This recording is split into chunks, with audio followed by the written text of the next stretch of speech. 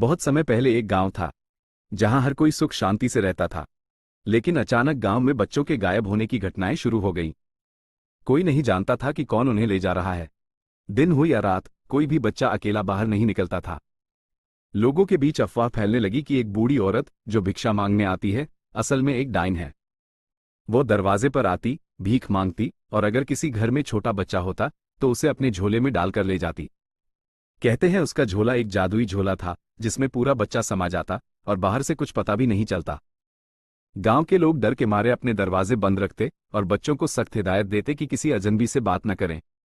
एक दिन एक साहसी युवक सुरेश ने ठान लिया कि वह इस रहस्य को सुलझाएगा। वह रात को छिपकर बैठा रहा। आधी रात को सचमुच वह बूढ़ी औरत आई और एक घर के दरवाजे पर जाकर धीरे से बोली, माँ, कुछ भिक्षा दे दो। घर में शहर से कविता, राजीव और उनका बेटा बंटी रहने आए थे। उन्हें उस घटना के बारे में कुछ नहीं पता था। आवाज सुनकर कविता और उसका बेटा बंटी दरवाजा खोलते हैं। कविता उस बूढ़ी औरत को देखकर कहती है, माँ, रुको, मैं खाना लेकर आती हूँ। जैसे ही कविता खाना लेने अंदर जाती है, बूढ़ी औरत डायन बन जाती है और बच्चे को पकड़कर अपने झोले में डालकर जाने लगती है। सुरेश ये सब छिपकर देख रहा था। वो तुरंत भागकर बच्चे को बचाने के लिए आता है। जैसे ही सुरेश डायन को रोकता है, वह उसके मुंह पर अपने बड़े बड़े नाखून मार देती है, जिससे सुरेश जमीन पर गिर जाता है और डायन जंगल में गायब हो जाती है। कविता ये सब देख दरवाजे पर खड़ी बचाओ बचाओ चिल्लाकर रो रही होती है। ये सब सुनकर राजीव भी भागकर घर आता है, या फिर कविता रोकर उसे कहती है, हमारे बंटी को एक औरत उठाकर ले गई। तभी सुरेश वहां आकर कहता है, मैडम, वो कोई औरत नहीं, बच्चों को पकड़ने वाली डायन थी। पहले मैं भी इस बात पर यकीन नहीं करता था, पर आज अपनी आंखों से देखा तो यकीन आया।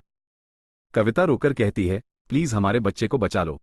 सुरेश कहते हैं, मैंने एक बाबा के बारे में सुना है, चलो उनके पास चलते हैं।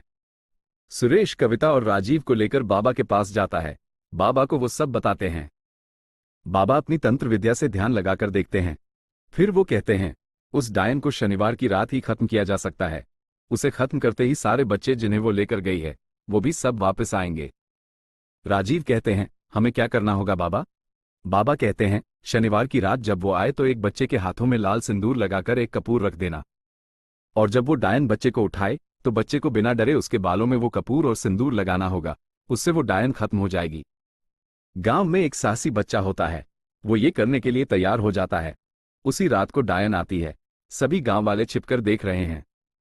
जैसे ही वो डायन दरवाजा बजाती है, वो साहसी बच्चा दरवाजा खोलता है, और जैसे ही डायन बच्चे को उठाती है, बच्चा बिना डरे उसके ऊपर सिंदूर और कपूर डाल देता है। डायन बच्चे को फेंककर तड़पते हुए चिल्लाते हुए इधर उधर भागने लगती है। तभी सारे गांव वाले हाथों में मशाल लेकर उस डायन को जला देते हैं और डायन खत्म हो जाती है। कहते हैं उस दिन के बाद कभी दोबारा कोई बच्चा गायब नहीं हुआ। पर सुना है वो मरते समय कह रही थी, मैं बदला लेने आऊंगी।